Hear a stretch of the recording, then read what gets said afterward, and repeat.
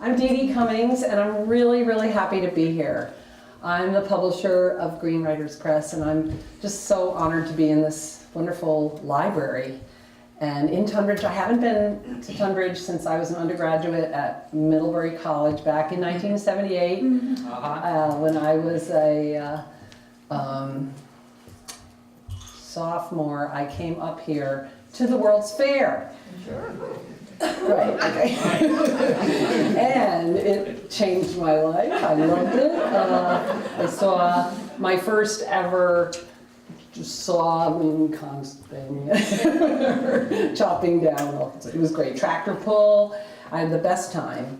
And it got me out of Middlebury, which was, you know, lovely. But the real Vermont was the Tunbridge World's Fair. Thank you. So I moved up here. I'm a Flatlander. Moved up here from the Boston area. I grew up in Rhode Island, but I went to college here, and I just fell in love with Vermont. So I had a brief stint in Seattle, and then I was going to go to grad school out there, and I decided not to. And then I worked in publishing at Little Brown and Company in Boston. So I had a 5-year tenure there. And I designed some fabulous books. Back then we did a lot. We worked with authors.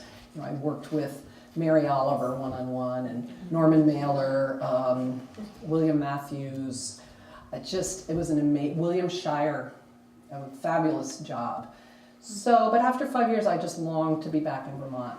So we came up back to southern Vermont, and we love living here.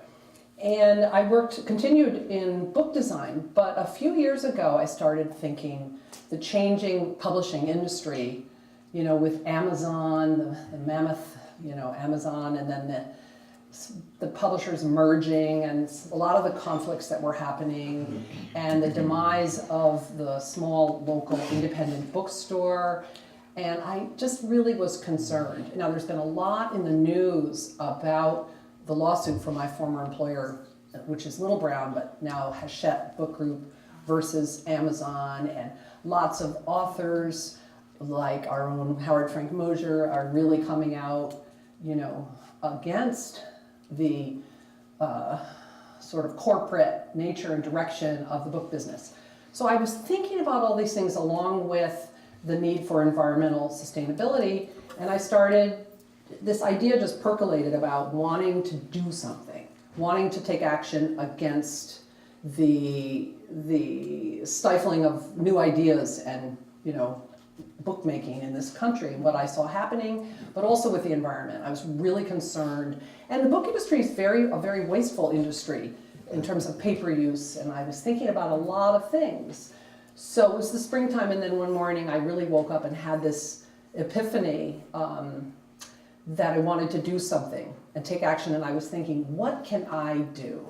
Well, you know, and I'm looking over at Esther and Emma, some of the younger people in the audience, you know, I'm in my 50s, and I didn't know if I thought, well, I'm sort of too old to do something. And I thought, no, I'm not. I want to do something to help make the world a better place. I don't want to sit back and think doom and gloom and global warming, and I can't do anything.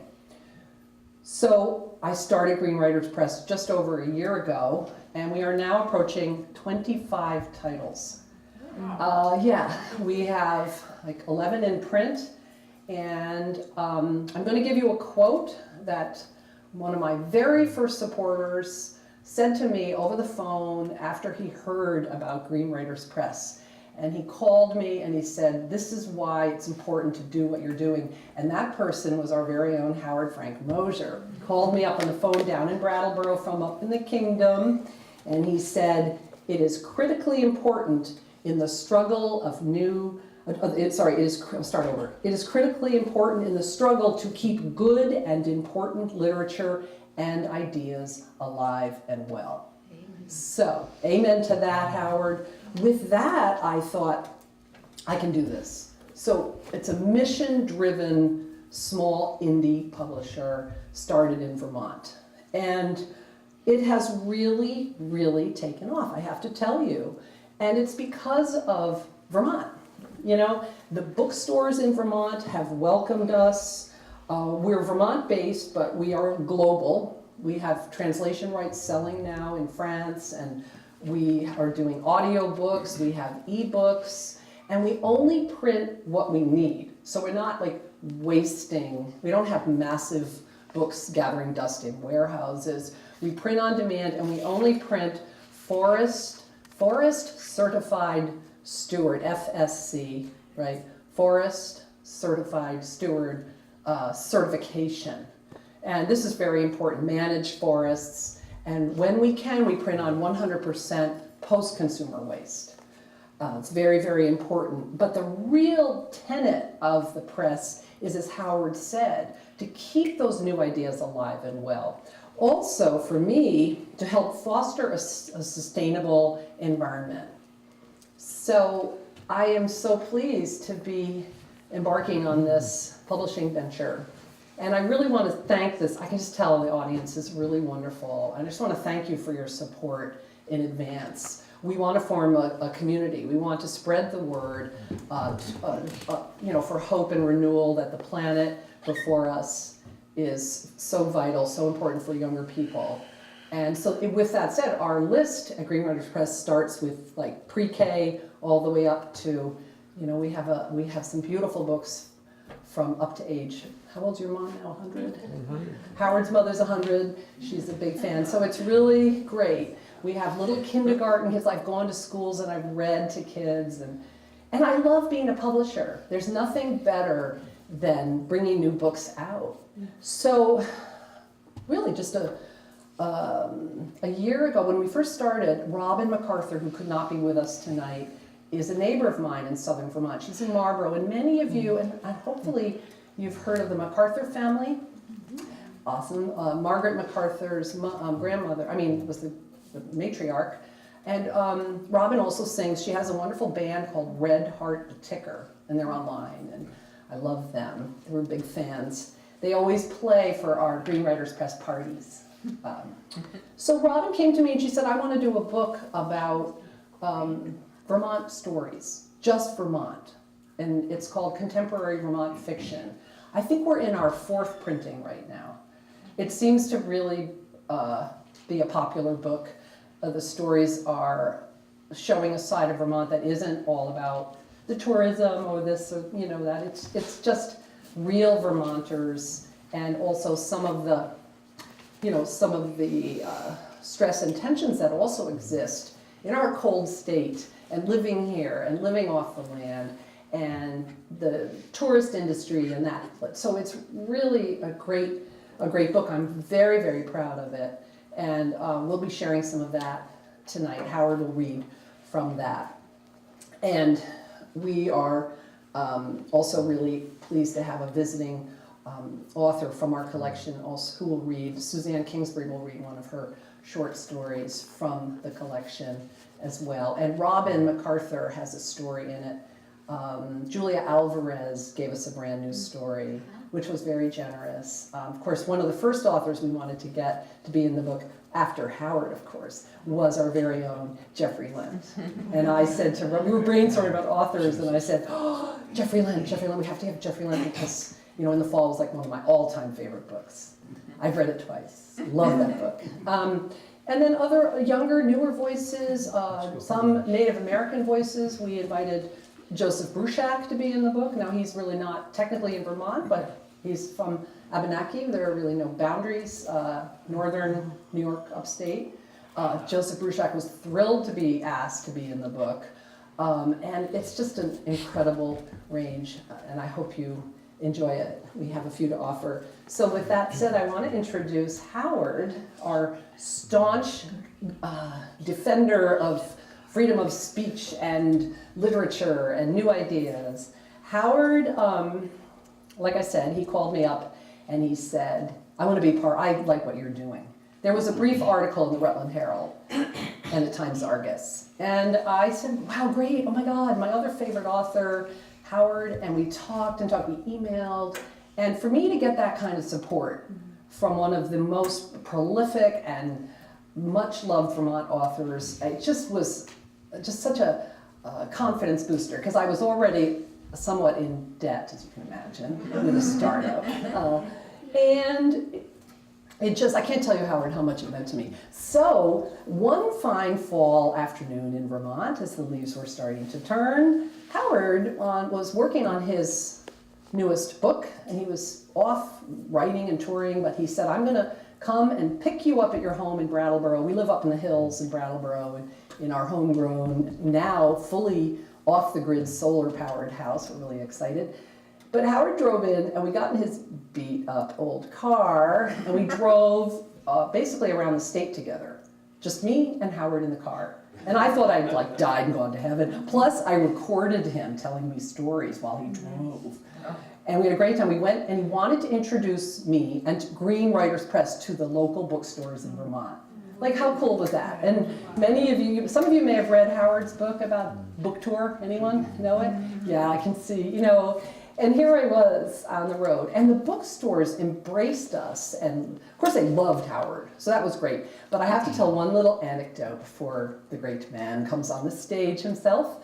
So we were outside of Middlebury, and the long day, we were stopping for gas, and the prices were quite high back then. And Howard, I was in the driver's seat, passenger seat, and he got out to pump, and he said, oh, darn. I can't open the gas tank, I forgot about this. And I said, what? What are you talking about? We need gas, we're gonna run out of gas. I start getting all worried, you know, and he goes, DEDE, reach into the glove box and just get me that bottle opener. You carry my bottle opener. Okay, so I glove box, open it up. Here you go, Howard. Gets it out there, goes over to the gas tank, puts it in there, wedges it out, opens up the gas tank. And then he goes, that's the way we do things in the kingdom. So Howard, you know, and I guess I just laughed and laughed, you know, so great. And the stories he told me in the car were, you know, I'll never forget it. It was one of the best days of my life. And as you all know, Howard is, you know, an award-winning author, fellowships, books. How many books are we up to now? 11? Yeah, I got that right. 11, and you know, it's just, everyone knows Howard. Oh, 12 maybe. And you know, he loves to tell stories. He captivates audiences, young and old. And without further ado, I'm thrilled to introduce one of my heroes, Howard Frank Mosher.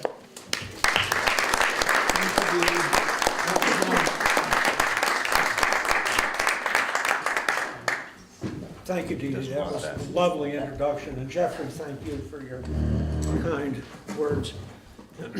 Somehow, that reminds me of another introduction that I received that was not quite so gracious a couple of years ago. I made the mistake of agreeing to go on one of these god-awful early morning radio talk shows out in Denver, of all places, on a book tour.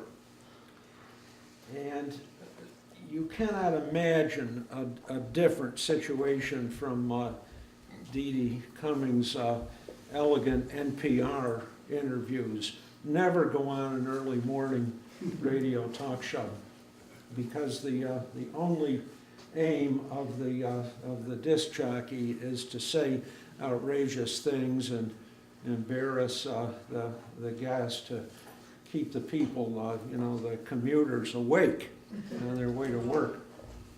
So I don't know whether this was deliberate or not, but this disc jockey said he was pleased to have a writer from Vermont, and he would begin by listing some of the writers, the titles of some of the writers' books. Talk show. And the disc jockey said that he was pleased to have a writer from Vermont, and he would begin by listing some of my titles, and everybody would know who I was. Well, number one, I was certain that nobody was in the Denver area was going to know who I was from my titles. But as he began to list the titles, I was even more discomfited, because although they were very good books, I hadn't written any of them.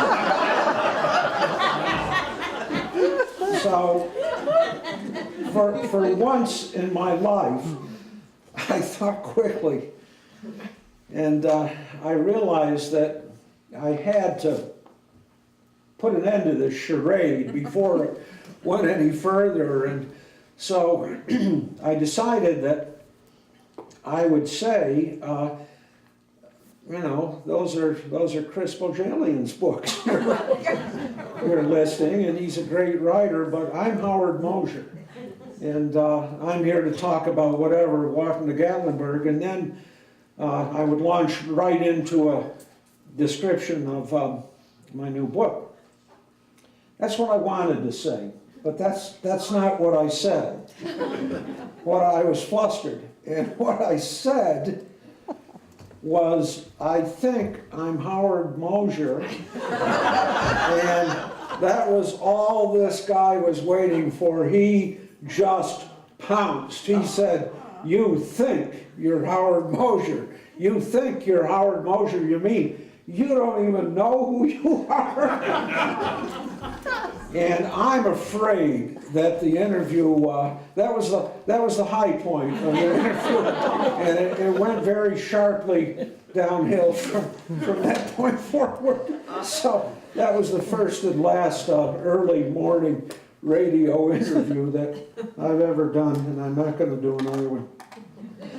So I want to read just a couple of pages from my story in DEDE's lovely contemporary Vermont fiction anthology. Isn't that a nice cover? That's a photograph that the editor, Robin MacArthur, took of a scene near her home, and I just love the way the field fades into the woods, and then it suggests something dark about Vermont, and some of these stories are, including this one.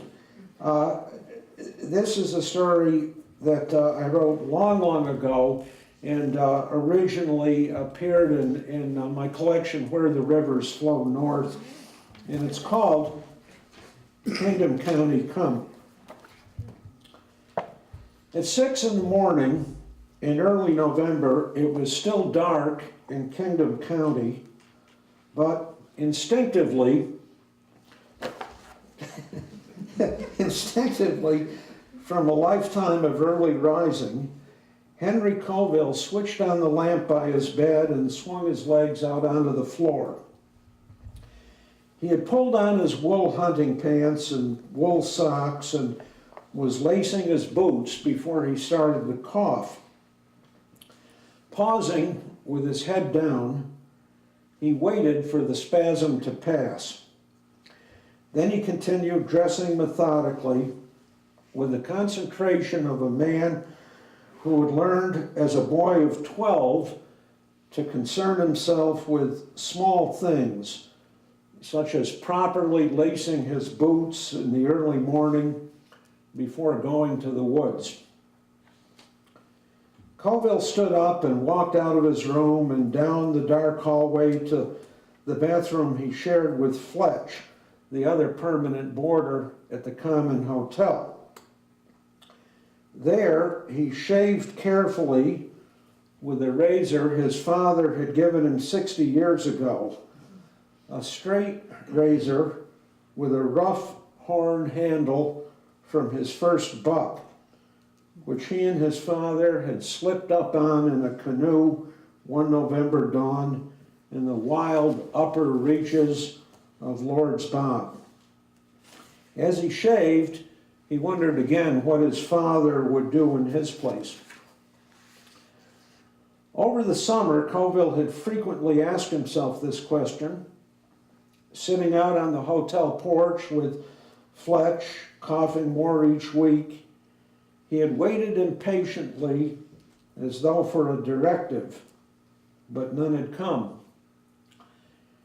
As fall approached, his concerns fell away with his health like the blackened limbs that one by one dropped off the blighted elms across the street on the village green. The colors came over the hills, turned russet, and blew away in the rain. Colville coughed more and grew weaker. In late October, it turned sharply colder, then warm again for a few days, and he decided to go once more to the woods. When he finished shaving, he got his hunting jacket from his room, shut the door without locking it, and went downstairs through the bar room into the hotel kitchen. Fletch had hot coffee waiting. They drank their coffee without speaking and went out the back door to the gravel parking lot where Fletch kept his car. It was foggy and for November quite mild. While Fletch started his round-shouldered old green Chevy, Colville checked the ropes holding his canoe to the roof. Then they eased up the rutted lane between the hotel and the commission sales barn, turned east, and headed out the county road along the river. The two men remained silent as they drove up into the misty hills, past scattered kitchen and barn lights and gray abandoned buildings sagging into their foundations. Fletch looked straight ahead. Colville looked out at the disused farms and pastures growing up to brush. 10 miles northeast of the village, they swung off the country road onto a steep dirt logging trace. They climbed to the height of land and began the long, twisting descent to Lord's Bog. At the bottom of the ridge, Fletch backed into a small dead-end clearing surrounded by wild red raspberry canes. They untied the ropes over the canoe and carried it down a deer path through the raspberry thicket to the skeletal remains of a log dam across the Upper Kingdom River. Colville went back to the car for his blanket, rifle, and fly rod. Fletch brought the paddle. Colville settled into the stern of his canoe. "Yes, sir," he said. "For that cough," Fletch said. He slid a pint of bourbon into Colville's jacket pocket, and then shoved the canoe out into the flat, dark water above the rotting dam. Without turning, Colville raised his paddle in acknowledgement. It was an eloquent gesture, a farewell to his friend, and a quiet salutation to the place where he believed he might find what he had been looking for. Thank you. Oh,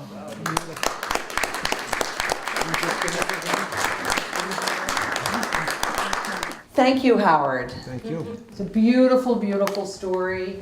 When Robin was editing the book, she called me up. She said, "DeDe, wait till you read Howard's story." And I knew this story because it was in, that's her first collection. Yeah.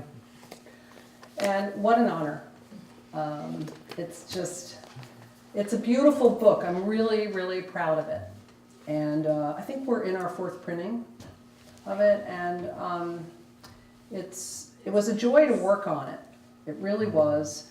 And Robin and I worked very closely together. You know, it's one thing, like if you have a big New York City publisher, you can't really come to the publisher's home office that looks out onto an apple orchard and work together on the computer and make a book.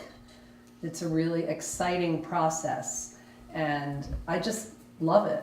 I mean, I know how to make books as a designer, so this is a new step for me to go into the publishing and editorial direction. I'm also a writer, and I worked very closely in Brattleboro. I'm in a writing group, a salon, and another person Robin and I really wanted, we both worked with in our local area. We're very excited about asking Suzanne Kingsbury if she would also be in So Little Time and bring yet another diverse voice. Suzanne is working on a collection of stories set in a fictitious town in Vermont, and she gladly joined our ranks of writers. So Robin MacArthur really wanted to come tonight, and she has 2 very small children, and they all had some sort of flu, and of course, but I'm so pleased because Suzanne Kingsbury and I, we were fortunate to read on a panel last night in Burlington, Vermont, sponsored by the Burlington Writers Workshop. They invited us up and we stayed in a nice hotel, and it's kind of a nice change. So we were carpooling, of course, to try to, save burning of fossil fuels, and that was important. So Suzanne is here coming home with me, and I'm so happy because she can, fill in and bring yet another voice for you to hear. So I'm going to introduce Suzanne, and she'll read, perhaps her stories are very, very short in the collection. But before I bring her on, I just want to tell you a little bit about her. Suzanne is an award-winning author of 2 critically acclaimed novels. And one is called This Summer Fletcher Greele Loved Me, and the other one is called The Gospel According to Gracie. Both have been translated widely. She was published both by Scribner, and one was optioned for film from Will Akers, the other one, Anne Hathaway. It's kind of cool. Suzanne got a master's degree from Bennington College, and she lives in Brattleboro, Vermont, and she runs the salon I mentioned, the writing group that I go to, but she's the founder of Gateless Writing, and this is a wonderful, wonderful organization that is now spreading nationwide that she founded, and she uses a lot of creative brain science and a way to get writers to have their work really come from a place of a non-critical area, in somewhere deep within. And I have loved working with her on my own writing. It's just such a pleasure to have Suzanne working in Vermont and traveling and doing retreats and workshops with people. So I'm thrilled to invite Suzanne to come on the stage. I want to move into this library. I keep looking around and there's like these amazing books, and like, just look at this library. It really puts our library, to shame. But I love our librarian. Anyway, it's so nice to be here. Thank you so much. And I'm just honored that I'm sad Robin can't come, but how lovely that I get to sort of take her place. And it's 19 degrees outside right now, so I'm actually going to read I have 2 stories in here, and I'm going to read the one on ice fishing. And really all you have to know, the stories really go together, but is that the Vietnam War is going on. It's set during that time up north, and one of the boys has gotten home, and he's been a prisoner of war, and he's really sort of lost all his, we don't know what's going on in there. He's just lost his ability to communicate. So this is in the point of view of the postmaster's son. It's called Axie. Axie didn't die over there. He just lost his mind. He saw something so terrifying, Pop says his wits stayed there, like a tongue on frozen metal. Most of the boys from school are gone now, and weekend nights after my shift at the mill, I put those letters she left behind in the truck and pick up Axie from the penny arcade, take him to Black Lake for some fishing. My old man's had a shanty out there, got a gas heater in it, a zenith, a couple of folding chairs, and an awl to break the ice. Axie let me play drums in his garage band before he signed, and the zenith shoots out those British invasion bands we used to imitate. But Axie never sings. Even when I remember for him how we were fixing to be legends like the ones that made it big, Shadows of the Night, Count 5, The Seeds. Out to Venice Beach, Axie used to say. His girl lead back up with a couple of black dancers like the Stones got to help her out. The shanty smells briny, smells of cold metal, kerosene, and chimney smoke. Ice so thick that all blisters my hands. Axie only ever wants an auger hole big enough for his line, not enough to catch fish. So I bring a little pocket drill for him. Build a hole so small your little finger wouldn't fit in. He doesn't like divots or sinkers either. He just rigs up his line with any garbage he can find from the pockets of his jeans, cigarette filters, candy wrappers. Tonight, it's a lady's fake fingernail, painted red. For some reason, Axie's girl put all his letters in the Main Street box before she lit out. My old man's the postmaster, and he left them stacked on the counter for days before I took them for my own. She tied them with her hair ribbon, and there's the scrawl of Axie's hand on every one. I figure if he hears his old self speak, it might jog his recall. Too, I'm wondering, should I sign? I suspect these letters might tell me stay or go. He writes her he'll clear $300 monthly with everything gratis like it is. The threads on my back, Axie writes, plus my grub and all the cigarettes I want to smoke. Says he knows a guy whose brother came home with $25,000, free and clear. The tin house has a Bunsen burner in it, in case we want to cook. But Axie likes the candy bars Pops keeps in the wooden box. I wait for them to warm in my hands before I pass them on to him. All around us, the ice is still as death. Save the blue lights on the television sets from shore and the signed-up boys who spend their nights with their girls circling the lake. I'm out of the hole, Axie says in his letters. And I know that means Black Lake. I got me an M14, a quart canteen, an ammo pouch, so much gear I could dig my way to China. Actually, I could just walk there now I got these boots. I don't read all them sexy words. How he's gonna do her while she stands in snakeskin heels and make her weep. How good it feels. You might as well, my old man says whenever I talk of signing on. Free plane ride to see the world, free training, free bread.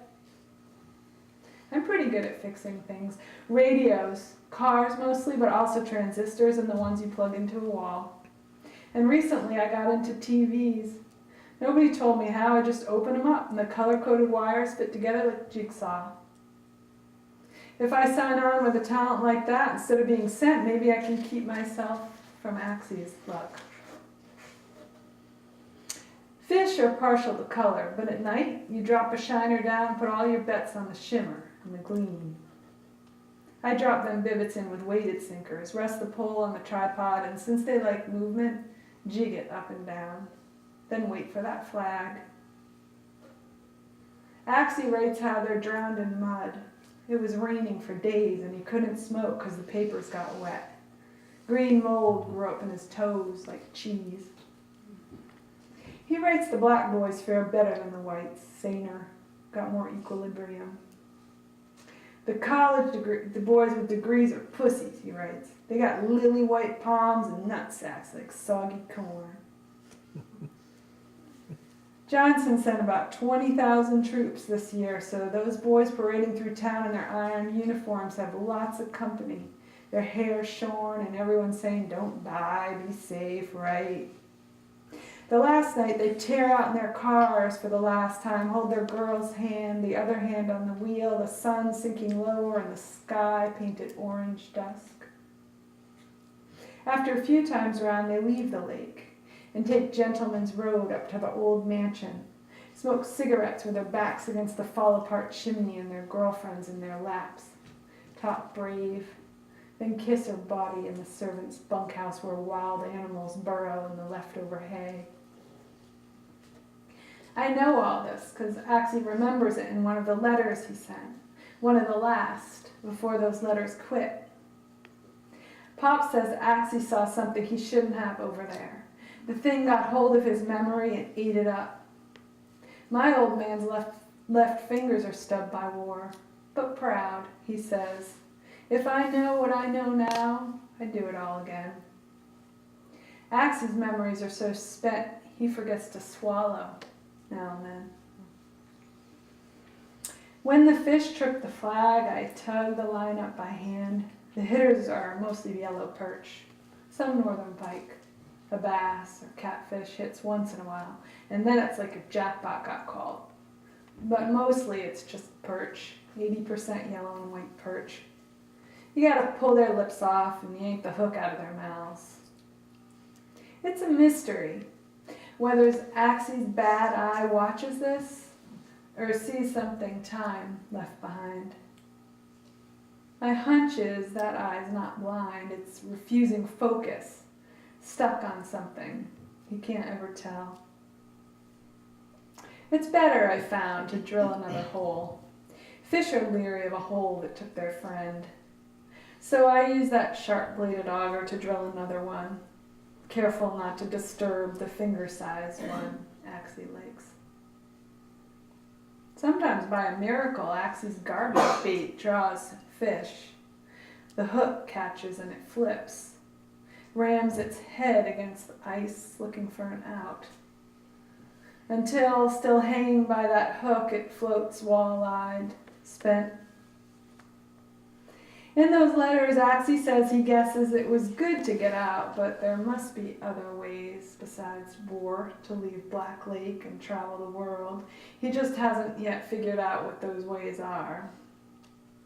While I read, those boys keep coming, their headlights like winter fireflies, somehow still alive despite the freeze.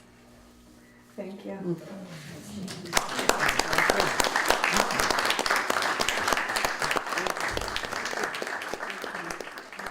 You know, one of the things that Robin and I talked about was the chorus of voices in Vermont. We have so many talented writers in this small state. It's incredible. And many of them are writing to me and they want us to publish their work. And if I haven't responded to some of you, I'm sorry. I have something like 200 submissions right now. But I always have a college intern, and this year I have an intern from Bard College, and she grew up in Brattleboro, so she's taking some time off and working for us. So back when I started the press in that was in college, in 2013, late in the year, our anniversary is really November 1st. 2014, we officially started, and we became an L3C corporation in Vermont, which is a low-profit corporation. We can work, we have a mission, and mission-driven, we are striving for something that is good. Our voices collectively as a state, as a community. I'm just so proud to be a Vermonter. I had the honor of meeting Senator Leahy recently, and the longest serving senator. It's very impressive. His photography is great. Of course, I went up to him and I said, oh, well, you know, we can publish this. And then I started thinking, oh, this would be great. A Vermont senator being published by a Vermont publisher. Okay, so New York City, don't worry. You've got plenty of business. And as I acquire new writers, I feel this community growing within the state, and that's why, you know, when Jeffrey contacted us, Robin and me about coming here, I jumped at the opportunity to come, and I'm so appreciative. And you know, you can help spread the word by telling people about the press and, you know, supporting your local bookstore and library. This is where people can buy books rather than going online and getting Amazon and drones to deliver them to countries. So Howard, who's on our advisory board, if you go online and look under who we are, it's just so exciting. Our advisory board is growing. Jane Hirschfield just joined. We are really poised for this wonderful growth. So Howard called me up that very first fall when I started, and he said, DEDE, Howard, I'm trying to imitate you, doing a good job. And he said, I want you to publish Leland Kinsey. So Howard being Howard, I wasn't, like Jeffrey, you know, I had heard of Leland Kinsey, but I hadn't really read that much of his work. So when Howard said publish Leland Kinsey, I hadn't read really much at all. And you know what I said without reading anything? I said, Howard, okay. I'll publish Leland Kinsey. And oh, I'm so happy to have had this amazing opportunity to publish one of the most important poets writing in the United States. I have nominated Leland's book for a Pulitzer Prize. And yeah, and I'm so happy to collaborate with Leland on this book, Winter Ready. 96 pages of pure Vermont. It doesn't get any better than this. I had dinner recently with our poet laureate, Sidney Lee, and Sid said to me, well, I'm just going to, quote from his entire review, because I think it really says a lot. Sidney Lee, our poet laureate. For his entire artistic life, Leland Kinsey has been chronicling the profoundest Vermont anyone might possibly know. Native son, he has an eye for the telling physical detail. I am especially taken, for example, by upland birds, which he always renders with nonpareil accuracy. But within his vivid sensory world, there also lies what I must far too roughly describe as traditional Vermont's spiritual history, pure and even cruel factuality, elegy, resolution, loss, and affirmation. All these qualities fuse in poems by Leland Kinsey. One walks away from each of these marvels, as from every last poem in Winter Ready, with a sense not only of having been instructed, but in some ineffable manner renewed, even sanctified. I have to tell you, when I was working on his book, I felt that way about Leland's work. And he was born and raised on a farm in Vermont. He descended from Scottish immigrants. Is that right, Lee? It is. Yes. And spent his whole life living in the Northeast Kingdom. And I think his ancestors started, yes, here it is, in the 1800s. Leland also is just a philanthropist and just exhibits such admirable altruistic behavior. He gives back to Vermont. He has served on the done workshops for the Vermont Arts Council and the Children's Literacy Program. Leland has gone to over 100 schools in Vermont and neighboring New Hampshire to help work with kids to foster literacy. And one of our goals with the press, because of Leland Kinsey and how honored we are to have him and to publish him, when we really become millionaire publisher, we plan on giving money to literacy programs. It's so important for people, for children, to read and love books. So we want to really spread that. We'll follow Leland's example. Recently, in Burlington, I met with the professor emerita up at UVM. And have your letters been acquired by UVM? Okay, UVM is acquired, so this is very exciting. Anyway, this is Leland's 7th book, is Winter Ready. And they're back here, if anyone, he's brought quite a few of his other books. And without further ado, I would love to introduce Leland Kinsey. Thank you for that introduction, although I must admit that it was not so much philanthropic as trying to support my writing that I involved myself with all those work in the schools, although it is an enjoyable thing and much fine writing is done in those schools. It's a good program. Just talking about Green Writers Press and their design, after they'd accepted the book and asked if I had any ideas for the cover, I said, well, yes I do. This is a picture that I took some 35 years ago with the bellows camera that was given to my grandmother in 1916. And it's of a statue of Christ in a fall-torn field, and because it's the Northeast Kingdom, he's well shotgun blasted, and so I thought that was the perfect cover for a book titled Winter Ready.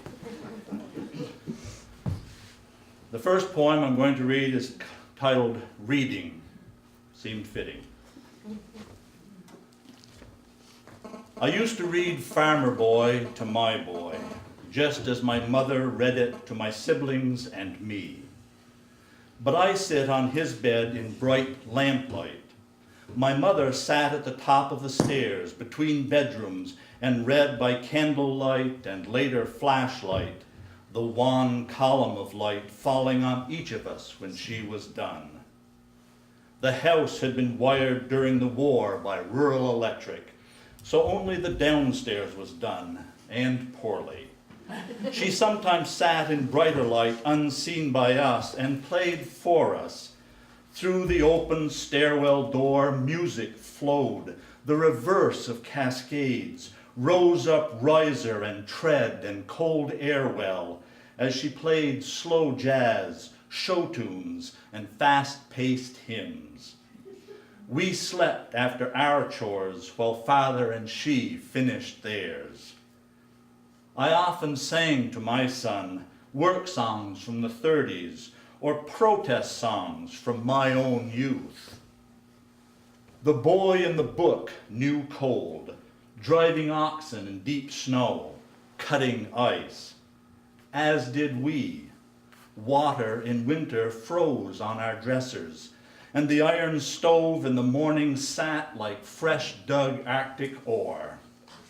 Woods work for firewood or logs to sell often chilled hands and feet beyond feeling, but oh, the ache on its return. My son's known cold, but not that, or the purple swelling of frozen ears, or the agony of chilblains after outdoor winter work. But neither did his kinder childhood allow him to know the work he did helped pull the family through. Excuse me.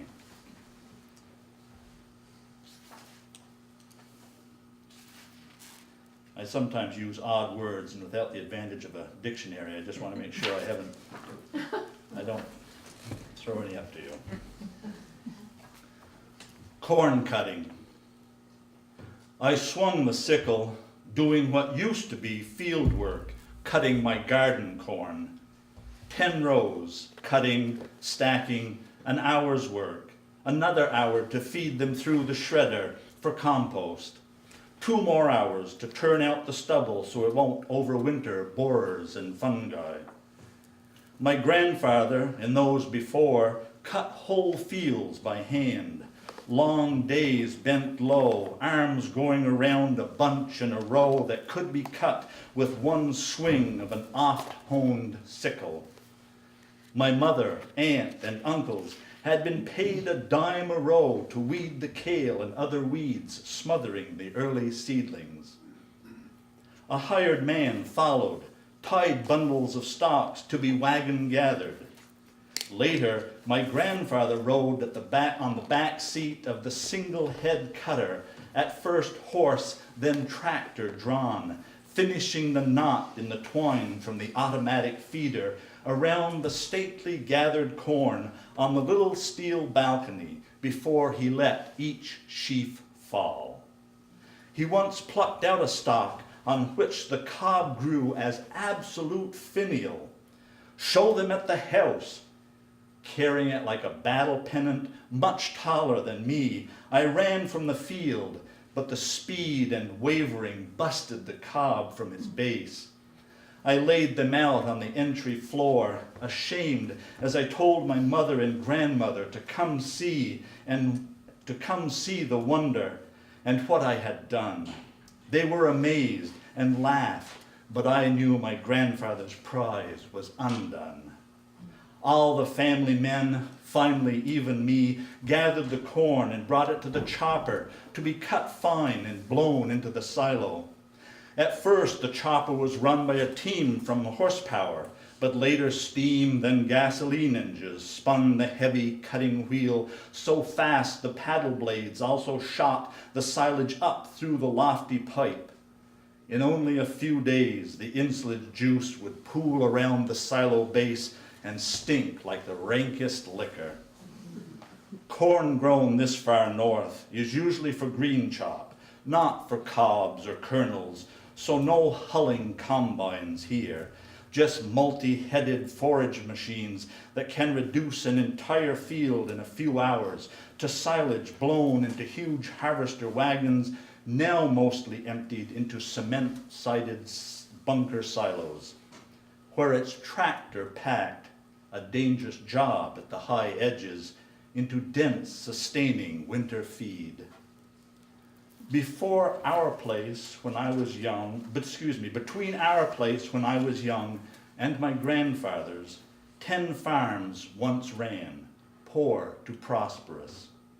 One remains. My cousin has kept most of the fields in tillage, and farther-flung farms have taken up the remains. Hired men used to be unsettled locals, itinerants, wiry drunks, who slept in back chambers, ill-heated elves. Mostly they're Mexicans now, trying to live quietly in a very cold climate. Their living quarters trailers, snow-banked and rusting. They keep the hours we used to keep, running machinery late on weather-pinched nights, up early on bracing days. This day, my hand seems curved from the sickle haft. The air is filled with the fine smell of freshly cut corn, the crop itself long since harvested. And all my work seems relic, but of some moment. Nice, huh?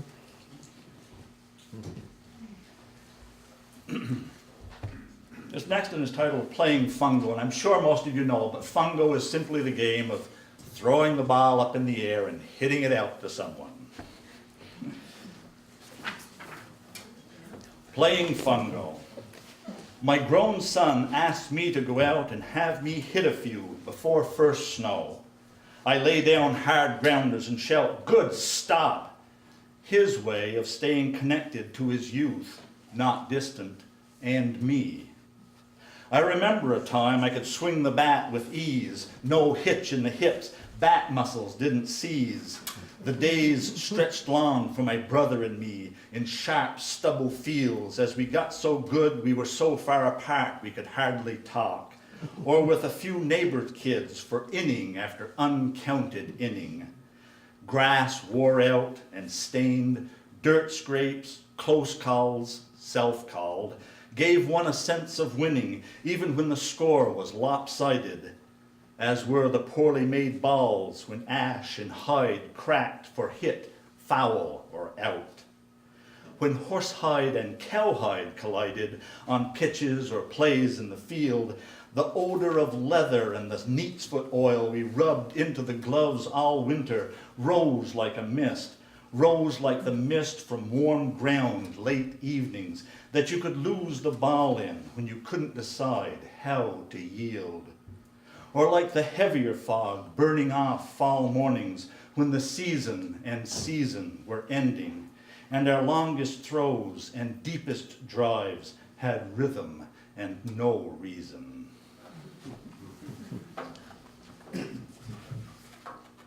I'll read a couple more.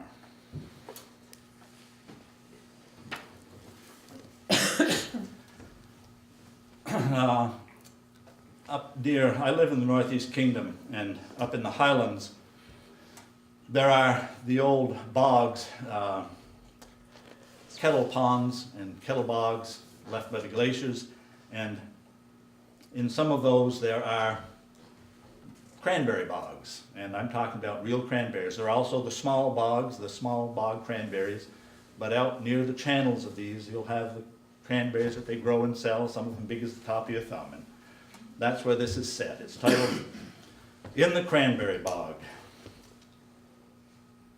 The large cranberry plants arch over the water or close to the run flowing from beaver dams above and slowed to a channel through the sphagnum flats which stretch like fields toward the open water of the remaining kettle pond.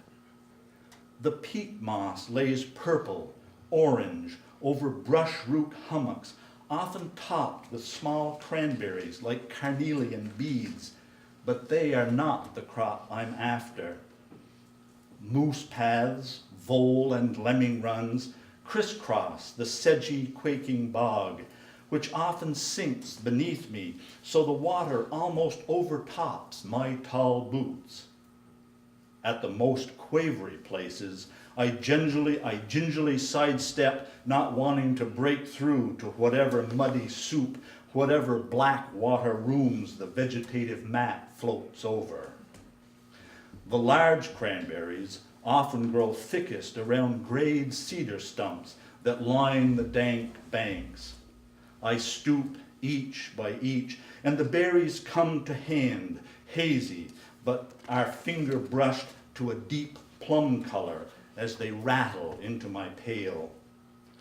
Doll's eye berries of dogbane seem to peer over the scene. Chewed berries and seeds lay in piles by rodent nest entrances to small halls in the drier hummocks. I've knelt picking, looking close like this in Labrador, where each tiny hillock, moss-topped, through which dewberries push, is a small tableau in late August of a New England round mountain in mid-fall. I'm surrounded by a number of the latter this gathering day, but knees wet, hands cold, senses startled, I focus on the miniature scene and feel delight as large as if the part were the whole, as if there were a whole.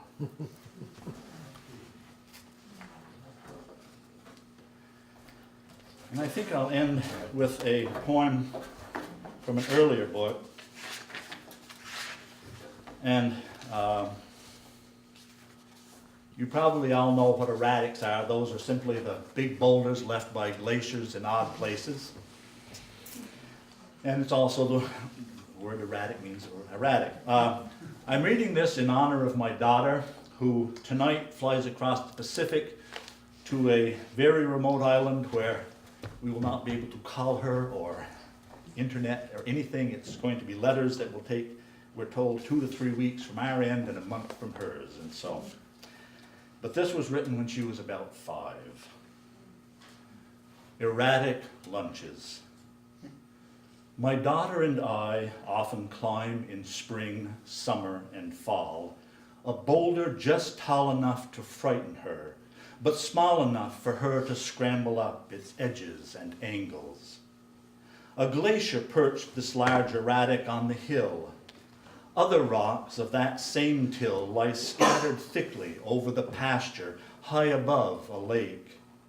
We picnic on the narrow top, room enough for 2, and watch the near farmer harrow or hay his fields, or boats plow the distant lake into fine white furrows. The boulder is roughly the size and shape of an elephant. On hot, humid days, pestered by flies, we could pretend that we are in the tropics, but seldom do, or that the wind, which dries our bread, will take us anywhere but here. We see the yearly resident hawks hover in the wind and take sparrow, wren, cricket, mouse. Month to month, we watch daphne and rhodora give way to bluet and yellow rattle, which fade to hawkweed and steeplebush. Today's late August. School will take some of these times, and her horizons will widen, though this one's pretty huge. I concentrate on just this place and what she and I are doing in it, and try not to know too often how my words will echo through every landscape of her life. The crusty bread seems a luxury, as does our ease. Thank you very much.